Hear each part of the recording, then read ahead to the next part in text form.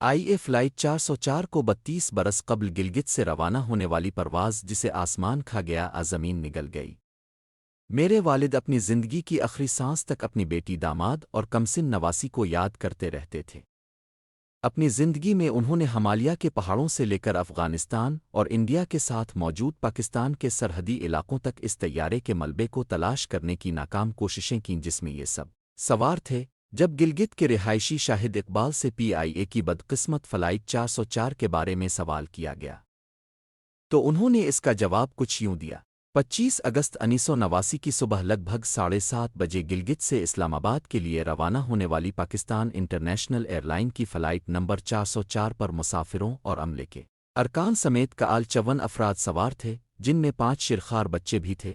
اس flight کو گلگت سے روانہ ہوئے پورے 32 برس بیت چکے ہیں، مگر یہ اب تک لاپتہ ہے۔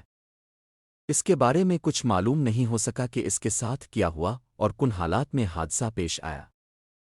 حکام نے طیارے کے ملبے کو ڈھونڈنے کی طویل مگر ناکام کوششوں کے بعد اس فلائٹ پر سوار تمام افراد کو مردہ قرار دے دیا تھا۔ اسی فلائٹ پر سوار مسافروں میں عبدالرزاق ایڈوکیٹ کی بیٹی نیلوفر، ان کے شوہر ناصر الدین اور کم عمر نواسی بھی شامل تھے۔ عبدالرزاق کے بیٹے شاہد اقبال بتاتے ہیں کہ ان نے والد نے اپنی زندگی میں ذاتی طور پر بھی اس طیارے کو ڈھونڈنے کی بہت کوشش کی، کیونکہ وہ کہتے تھے کہ یہ جہاز اس کا ملبہ سوئی ہے جو ڈھونڈنے والوں کو نظر نہیں آ رہا۔ عبدالرزاق کی کچھ عرصہ پہلے ہی وفات ہوئی ہے۔ اس طیارے پر سوار افراد میں 2 غیر ملکیوں اور 5 بچوں سمیت 49 مسافر جبکہ عملے کے 5 ارکان سوار تھے۔ مسافروں میں اکثریت کا تعلق گلگت بالتستان سے تھا۔ 2 غیر ملکی مسافروں میں فری لانس صحافی اور معلم ڈاکٹر رینا سڈریس اور پال میک گورین شامل تھے۔ شاہد اقبال طیارے میں سوار اپنی بہن نیلوفر سے 4 سال چھوٹے ہیں۔ وہ بتاتے ہیں کہ میرے بہنوئی ناصر الدین زری بینک گلگت میں مینیجر تھے۔ وہ اپنے ایک سینئر ساتھی آصف الدین کے ہمراہ اسلام آباد جا رہے تھے۔ اس طیارے میں آصف الدین کی بیگم اور بچے بھی موجود تھے۔ میں نے خود اپنے بہنوئی بہن اور کم عمر بھانجی کو ایئرپورٹ چھوڑا تھا۔ وہاں پر آصف الدین کا خاندان بھی موجود تھا۔ دونوں خاندان ایئرپورٹ پر گپ شپ کر رہے تھے۔ جب جہاز ٹیک آف کر گیا تو میں واپس گھر آ گیا تھا۔ کوئی 1.5 گھنٹے بعد جب ہم لوگوں نے پتہ کرنا چاہا کہ وہ خیر خیریت سے اسلام آباد پہنچ گئے ہیں تو بتایا گیا کہ طیارہ ہی لاپتہ ہو چکا ہے۔ یہ خبر سوان کر ہم پر تو جیسے قیامت ہی ٹوٹ پڑی تھی۔ فلائٹ نمبر 404 کی ایسی ہی کہانی کئی خاندانوں کی ہے۔ گلگت کے رہائشی ظہور احمد راولپنڈی میں اپنا کاروبار کرتے ہیں۔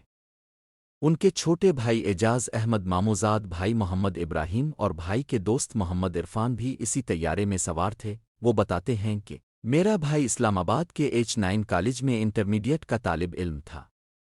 وہ چھٹیوں پر گھر آیا تھا اور اب چھٹیاں ختم ہونے کو تھیں۔ ہمارا گھر ایئرپورٹ کے قریب ہی تھا۔ میں خود موٹر سائیکل پر اسے ایئرپورٹ چھوڑنے گیا تھا۔ میرے کزن محمد ابراہیم ہم سے پہلے ہی ایئرپورٹ پہنچ چکے تھے، جبکہ محمد عرفان سے ان کی ملاقات ایئرپورٹ ہی پر ہوئی تھی۔ ظہور احمد بتاتے ہیں ان کے سامنے یہ تینوں دوست ہنستے کھیلتے جہاز میں سوار ہو گئے تھے۔ میں وہ منظر کئی سال بعد بھی نہیں بھول سکا ہوں کہ کس طرح تینوں نے جہاز میں سوار ہونے سے پہلے مجھے ہاتھ ہلا کر خدا حافظ کہا تھا۔ ظہور احمد کہتے ہیں میری والدہ اس واقعے کے بعد ڈپریشن کا شکار ہو گئی تھیں۔ بیٹے کو کھو دینے کے بعد جب بھی میری والدہ کسی طیارہ حادثے کی خبر سنتی تھی تو وہ دھاڑے مار کر رونا شروع کر دیتی تھیں۔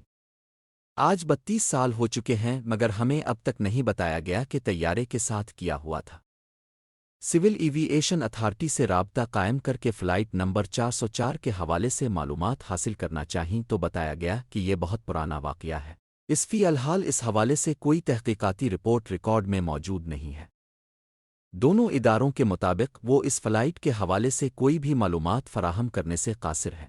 ایویئیشن سیفٹی نیٹ ورک کے مطابق فلائٹ نمبر 404 ایک فوکر F-27 فرینڈ شپ طیارہ تھا جس نے پہلی پرواز سن 1962 میں بھری تھی۔ لاپتہ ہونے سے قبل یہ طیارہ مجموعی طور پر 44,500 گھنٹوں سے زائد کی پرواز مکمل کر چکا تھا۔ ایویئیشن سیفٹی نیٹ ورک کے مطابق اس طیارے نے گلگت سے 25 اگست 1989 بروز جمعہ 7:36 پر پرواز بھری تھی۔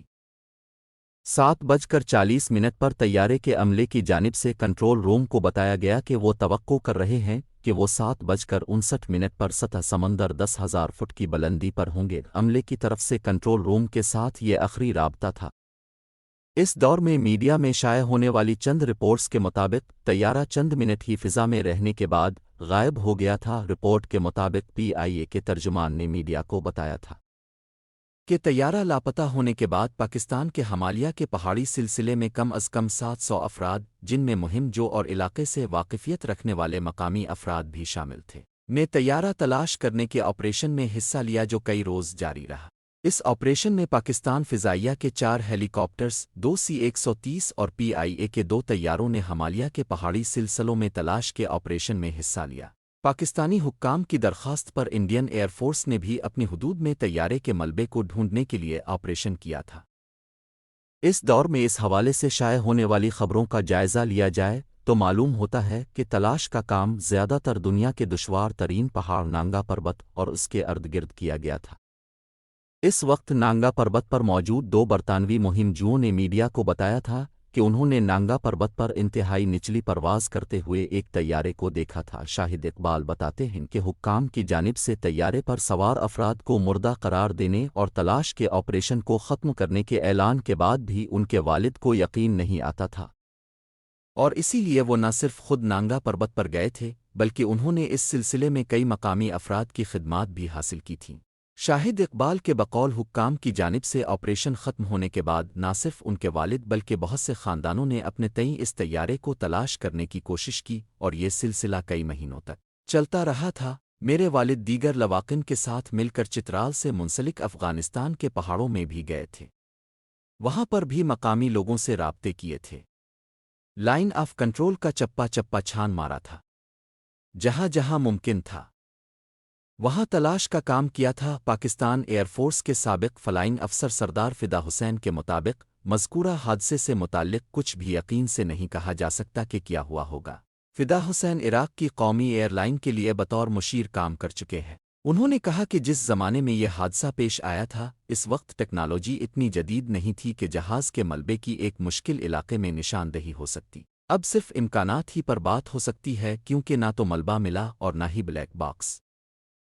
فدا حسین کہتے ہیں کہ طیارے کا کنٹرول روم سے جو آخری رابطہ ہوا تھا وہ معمول کا رابطہ تھا۔ دنیا بھر میں ہر فلائٹ کے اڑان بھرنے کے فوراً بعد اس طرح کے رابطے ہوتے ہیں۔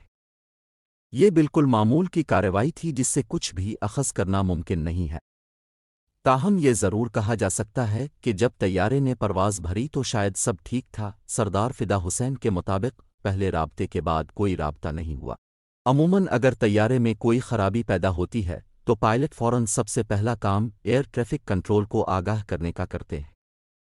چونکہ ایسا کوئی پیغام نہیں دیا گیا اس لیے ممکنہ طور پر کہا جا سکتا ہے کہ شاید پیش آنے والا حادثہ انتہائی اچانک اور غیر متوقع تھا، جس کے باعث پائلٹ کو ایئر ٹریفک کنٹرول سے رابطہ قائم کرنے کا موقع ہی نہیں ملا۔ یہ بھی ممکنات میں سے ہے کہ جہاز کا مواصلاتی نظام ہی فیل ہو گیا ہو جس کے باعث رابطہ کرنا ممکن ہی نہ رہا ہو۔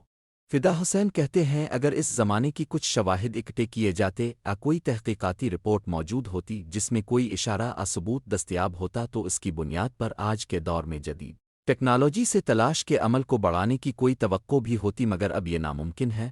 ان کا کہنا تھا کہ نانگا پربت کے گلیشیئر اور برف پر طیارہ تلاش کرنا آسان نہیں رہا ہوگا۔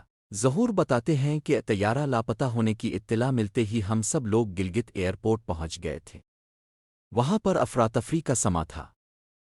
ایئرپورٹ پر فرائض انجام دینے والوں کی اکثریت کا تعلق گلگت سے تھا جن سے ہم لوگوں کی شناسائی تھی۔ وہ کہتے ہیں کہ چونکہ افراتفری کا عالم تھا اسی لیے ہر طرح کی غیر تصدیق شدہ خبر اور متنازع باتیں کہی جا رہی تھیں۔ کچھ لوگوں نے ہمیں بتایا فلائٹ کو ٹیک آف کرنے والے جہاز کے اپنے پائلٹ نہیں تھے بلکہ سیر و تفریح کے لیے آنے والے کسی اور پائلٹ نے جہاز اڑایا تھا، وغیرہ وغیرہ۔ ظہور احمد کا کہنا تھا کہ اس وقت ہم نے یہ ساری باتیں تحقیقاتی کمیٹی اور حکام کو بتائی تھیں۔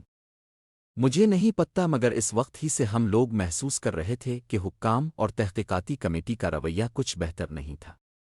وہ ہماری کسی بھی بات پر توجہ ہی نہیں دیتے تھے۔ ہمیں کہا جاتا رہا تھا کہ جلد ہی تحقیقاتی رپورٹ منظر عام پر لائی جائے گی، مگر آج 32 سال گزر چکے ہیں۔ مزید ایسی اچھی اور معلوماتی ویڈیوز دیکھنے کے لیے ہمارے چینل ڈیلی ٹرینڈ اینڈ ٹریکرس کو سبسکرائب، لائک اور کمنٹ کرنا نہ بھول۔